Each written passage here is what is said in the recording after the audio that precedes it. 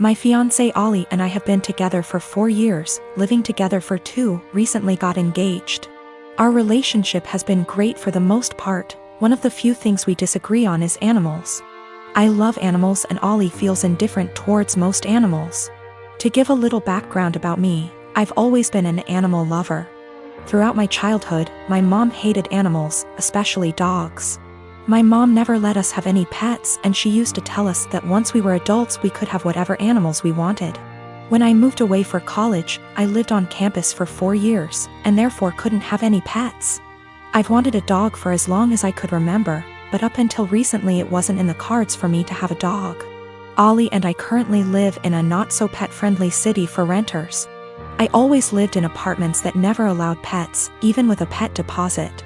When Ollie and I met, I told her about wanting to get a dog someday. Ollie told me that she doesn't like a lot of dogs, but would be open to the right dog. This was in the very beginning of us meeting. I basically made it really clear that I will own a dog one day. Throughout our relationship, I would occasionally bring up wanting a dog. Ollie would remind me that our apartment doesn't allow for pets, which was true. Ollie and I agreed that once we moved into a place that allowed for pets, we would look into getting a dog. About 2 months ago, Ollie and I moved into a house just outside of the city we work in.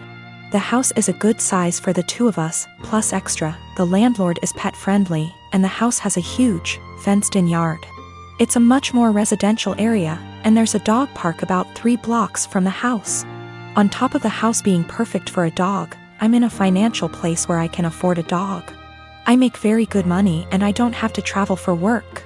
I'm mentally prepared for potential pet fees and other expenses for having people watch the dog. Since we're finally settled in the house, I decided to mention to Ollie again about going to the shelter and looking at the adoptable dogs. Only this time, Ollie didn't have an excuse for why we couldn't get one. After a few weak excuses, sometimes we go away, Ollie broke down and told me that she doesn't want a dog. In fact, she's never wanted a dog. She was hoping I would forget about my dreams of wanting a dog. I'm not sure what to do. I'm trying to reason with Ollie, but she said her answer will always be no to a dog. She just doesn't like them and doesn't want them. She basically gave me an ultimatum, either her or my potential dog. I'm feeling shitty about this, because I always made it clear to her that I was going to want a dog someday. I feel like she was banking on something unrealistic, and now she's putting me in a lousy spot. My daughter turns 11 in 6 weeks. She has been begging for a Nintendo Switch. Due to poor grades and overall bad attitude, we decided not to get a Switch. Money isn't the issue, it's her behavior. She acts very entitled and she's lying left and right. I just don't feel now is the right time for a Switch. The theft, on Easter, we, my husband, our kids, and myself, are at my husband's aunt and uncle's house. Aunt and uncle have 2 adult children, one of whom is mentally delayed, we'll call her cousin. She functions about a 10-years-old level but is in her 40s. She lives in an assisted living apartment and has a job where she gets paid $5 a week. So she doesn't get many upscale things unless they are a gift. Well, cousin had an old Game Boy that she saved up to buy and was playing while we were there. She eventually set it down and moved on to playing a board game with us while the kids ran around playing. My kid decided to be an epic turd and took the Game Boy. She snuck it out of Aunt and Uncle's by asking if she could go to our car to look for a book she had brought, and stashed it in the glove box. She proceeded to hide the fact that she had the Game Boy for several days, even after being asked where she last saw it. Her opening to come clean when Aunt and Uncle called and asked if we had seen where cousin might have left it. Due to cousin's challenges, she was utterly distraught over her missing Game Boy. It's one of the few forms of entertainment she has, and she worked hard to have it. I'm disappointed about the thievery, but I'm even more upset over my kid's attitude about being caught. I only found out about it because her sisters ratted her out.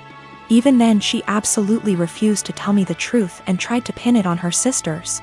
It wasn't until I sat there and thought about it that I knew she was lying to me. Once I told her I knew it had to be her because of XYZ did she finally confess. Her behavior only got worse from there. She refused to apologize when uncle and cousin came by to get the Game Boy, and had the balls to act like SHE was the one being wronged. I feel like I need to drop the hammer on her and send the message home that stealing is not okay.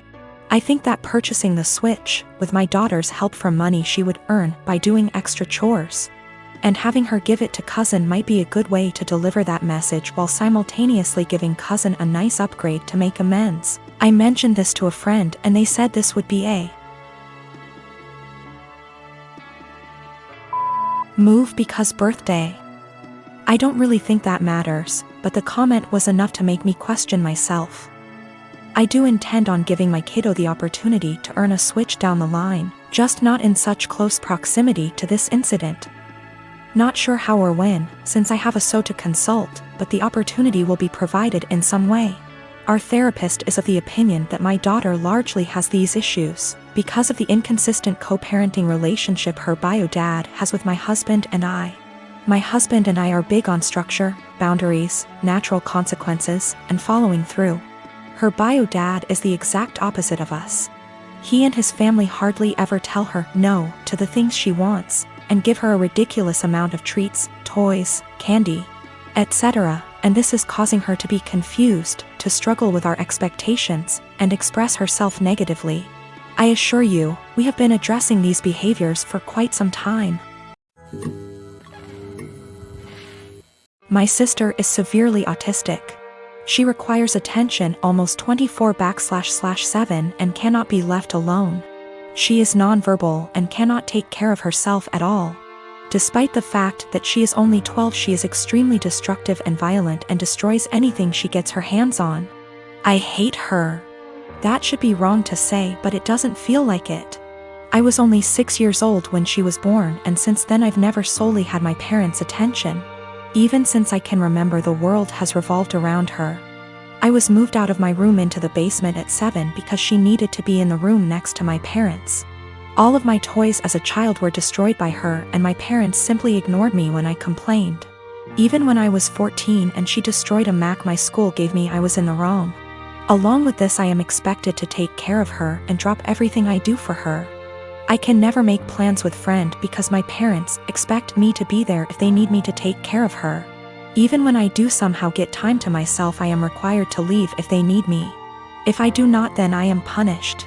The recent example of this is when I went to see the new Spider-Man movie and was grounded because I turned my phone off in the theater. It seems as if I am nothing more than a slave to them, and anything involving her simply overshadows me. This last week I was chosen to give a speech at a school event. I was so excited, and my parents promised to be there, but they never showed and claimed it was because of my sister. Anytime anything like this happens for me, they are too busy with her. I've held this in for so long, and it finally spilled out today.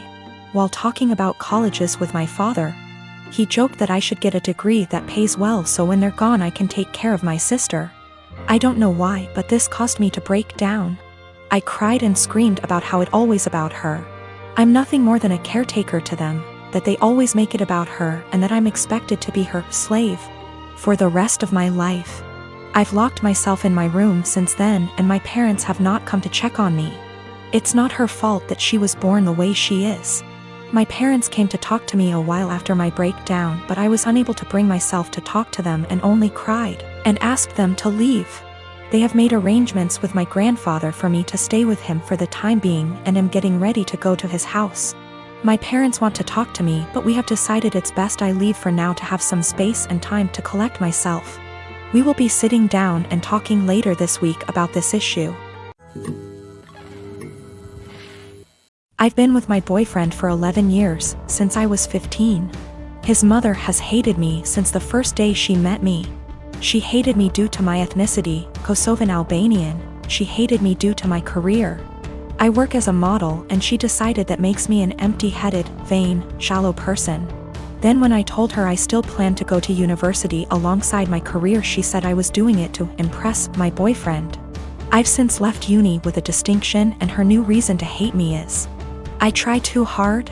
She has also insisted I've cheated on him throughout our entire relationship, which is a ridiculous claim. I've never even kissed another man in my whole life. I have zero desire to cheat and never will. Late last year, she attempted to void the insurance on my boyfriend's motorbikes. She tried to do this under my name, so Hypothetically, when he was arrested for riding with no insurance and called his insurance company, I'd get the blame.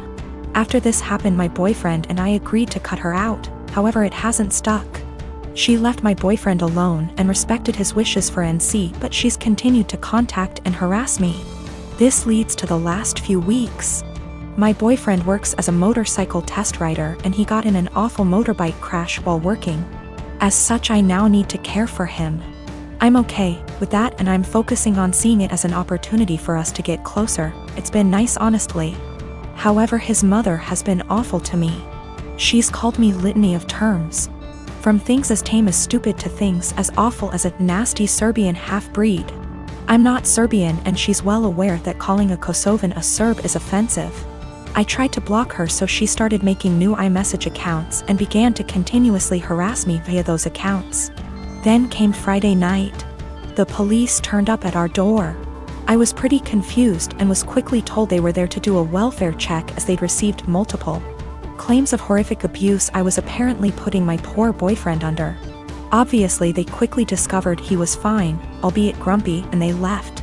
I know for a fact it was his mother. Some of the details the police mentioned made that obvious. I'm now at a point where I've realized I literally cannot do this. I'm going to press charges against her for the insurance and harassment. It's a crime in the UK. And I'm likely going to sue her for damages. For the sake of my mental health, I need to do this. I don't want to be a victim and she needs to be forced to stop. I have mentioned my intentions to her if she doesn't back off, and she's pretty much mocking me and saying I won't. I absolutely will. I just feel like this morally may make me an awful person. She sucks, I know this. However, she's old and miserable enough as is, and I feel like doing this may ruin whatever small amount of life she has left. It feels like it may be too far. I really don't know though, and I genuinely cannot be objective here.